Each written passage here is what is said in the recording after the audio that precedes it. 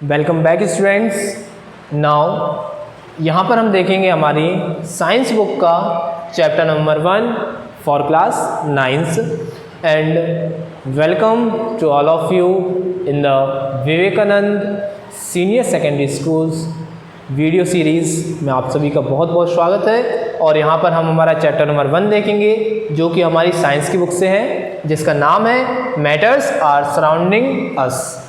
अब इस चैप्टर में क्या होता है, हम यदि इस चैप्टर की थोड़ी बेसिक बातें करें एक बेसिक नॉलेज के हिसाब से, तो इस चैप्टर में हम पढ़ेंगे क्या, जो कि हमारे चैप्टर का नाम है मैटर्स आर सराउंडिंग अस।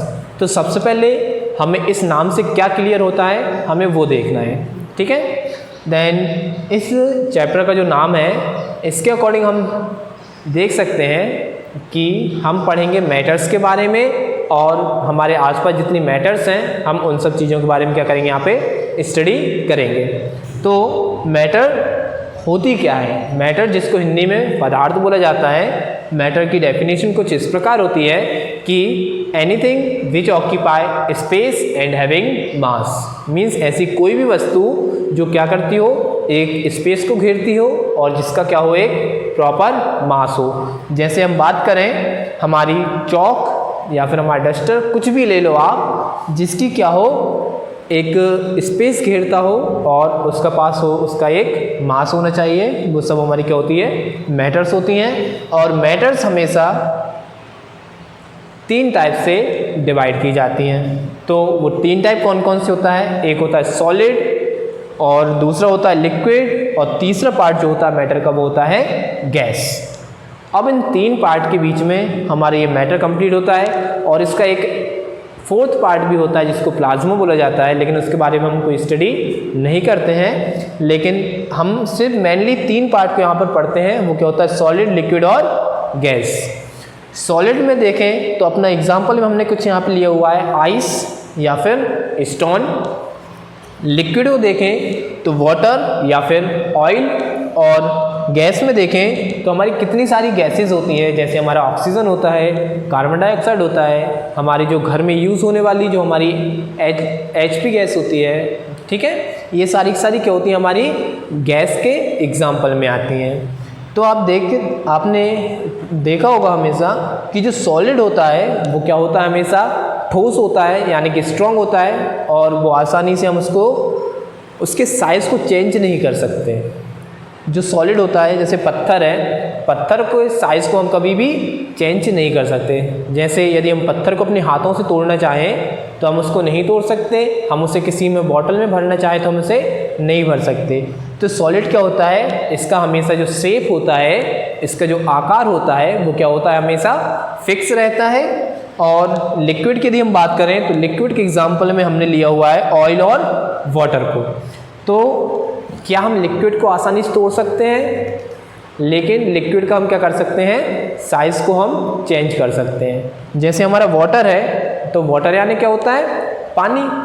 अब पानी को हम बॉटल में भर देते हैं तो जो वाटर है उसका साइज़ क्या हो जाता है, उस वाटर बॉटल के समान उसका साइज़ हो जाता है। पानी को हम गिलास में भरते हैं तो क्या होता है, उसका साइज़ ग्लास के जैसा साइज़ हो जाता है, ठीक है। मतलब क्या है यहाँ पर कि जो हमारा वाटर है उसका साइज़ क्या होता है, फिक्स नहीं होता।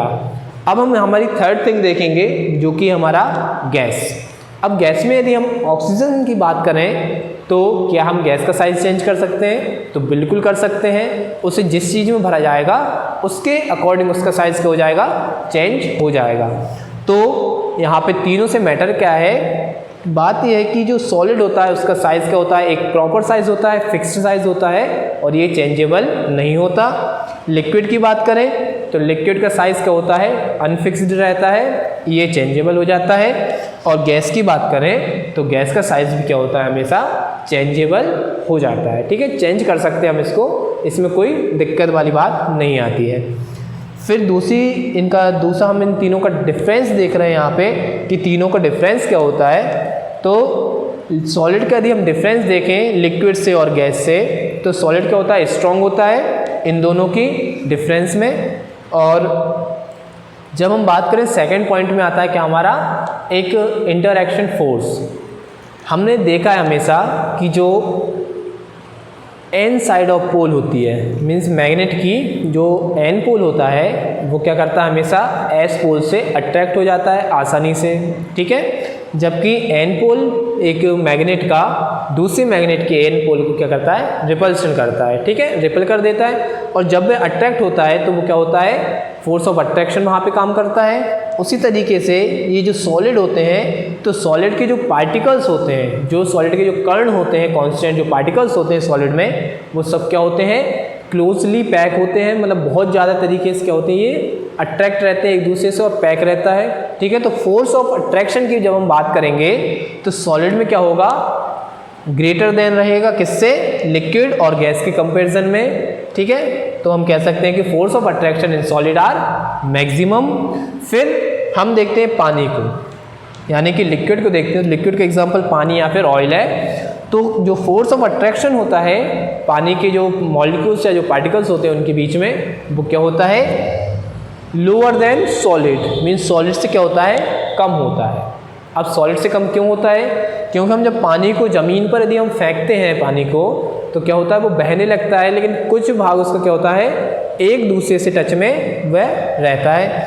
अब गैस की बात करें तो गैस को जब हम खुली स्पेस में, ओपन एरिया में जब हम गैस को छोड़ते हैं, तो गैस के जो पार्टिकल्स होते हैं वो सब क्या होते हैं, हवा के साथ मिक्स हो जाते हैं, और क्या होता है, उनमें कोई भी फोर्स ऑफ अट्रैक्शन वहाँ पर काम नहीं करता है। कहाँ पर, गैस में, ठीक है। तो फोर्स ऑफ अट्रैक्शन की बात करेंगे तो गैस में बिल्कुल कम रहेगा, ठीक। तो हमने यहाँ पे दो चीज़ देखी थी कि पहली हो गई थी हमारी क्या, शेप और साइज, दूसरा हो गया था फोर्स ऑफ अट्रैक्शन, किस में हाई होता है, किस में लो होता है। और इसी के साथ इनमें हम आइस को देखें तो आइस भी हमारी स्ट्रांग होती है। पहले क्या होती है, आइस हमारी लिक्विड के फॉर्म में होता है, मीन्स पानी के फॉर्म में होता है। फिर जब पानी को जब हम फ्रीज करते हैं, मीन्स उसको पानी को हम जमा देते हैं अप टू 100 डिग्री सेल्सियस पर, हम जब इसको जमा देते हैं, मीन्स 100 डिग्री सेल्सियस नहीं, 0 डिग्री सेल्सियस के तकरीबन हम जब इसको लेके आते हैं, तो क्या होता है, ये 0 डिग्री सेल्सियस से नीचे आ क्या हो जाता है, पानी जो है वो बर्फ़ में कन्वर्ट होना शुरू करता है, ठीक है। और यदि हम इसी वाटर को, इसी पानी को या लिक्विड को जब हम 100 डिग्री सेल्सियस के ऊपर लेके जाएंगे और उसको हीट देंगे, तो क्या होगा, वो एक गैस के रूप में कन्वर्ट हो जाएगा। ये सब हमने हमारी डेली लाइफ में भी हम इसको प्रैक्टिकल करके देखते हैं कि जब सर्दी का मौसम आता है तो ख़ास तौर पर न्यूज़ चैनल में ये दिखाया जाता है कि पचमढ़ी का जो टेम्परेचर है वो -डिग्री के करीबन आ गया है, मीन्स 0 डिग्री से नॉर्मल हो गया है, 0 डिग्री से और नीचे आ गया।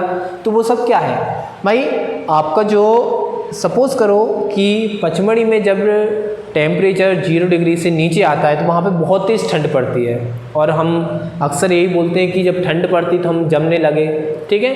तो क्यों जमने लगे, क्योंकि जब टेम्परेचर डिक्रीज़ होता है, टेम्परेचर जब डिक्रीज़ होता है तो हमारा जो हमारा जो टेम्परेचर जब डिक्रीज़ होता है तो हम क्या होते हैं, जमने लग जाते हैं, ठीक है। और जब टेम्परेचर ज़्यादा होता है, मीन्स टेम्परेचर को जब हम इंक्रीज़ करते जाते हैं तो क्या हो जाता है, बहुत ज़्यादा गर्मी हमें लगती है, तो हमारे पसीना ऑटोमेटिक हमारे शरीर से क्या होता है, हमारा पसीना निकलना शुरू हो जाता है। और जब हमारा लो टेम्परेचर आ जाता है तो क्या हो जाता है, हम एक फ्रीजिंग टाइप का फील करते हैं कि हम जम चुके हैं, ठीक है, हम जमने लगे हैं, हमारे हाथ पर सही से काम नहीं करते। क्यों नहीं करते, तो अब आप थोड़ा सा यहाँ देखिएगा और यहाँ आप समझने की कोशिश करें कि जो हमारा लिक्विड होता है, यानी जो हमारा वाटर होता है, यदि हम इसको 0 डिग्री के करीबन लेके आएंगे और इसको हम नॉर्मल टेम्परेचर से भी और नीचे लेके आएंगे, जो इसका एक कांस्टेंट टेम्परेचर होगा, उससे जब हम इसको नीचे लेके आएंगे तो पानी क्या होगा, वहाँ पर जमना शुरू कर देगा, ठीक है। इसलिए मैंने आपको एक एग्जांपल दिया था सर्दी वाला, क्योंकि जब अपन सर्दी वाला यानी कि उसको हमें जमाना है, जब हम वाटर को यदि हम जमाएंगे तो क्या करेंगे, उसको 100 डिग्री जो आप उसका जो नॉर्मल टेम्परेचर जो कुछ डिग्री पर होता है, उससे क्या होगा, उसको नीचे करना पड़ेगा। अब यदि हम पानी को 0 डिग्री के करीबन लेके आएंगे तो क्या होगा, पानी वहाँ पर जमना शुरू हो जाएगा, ठीक है।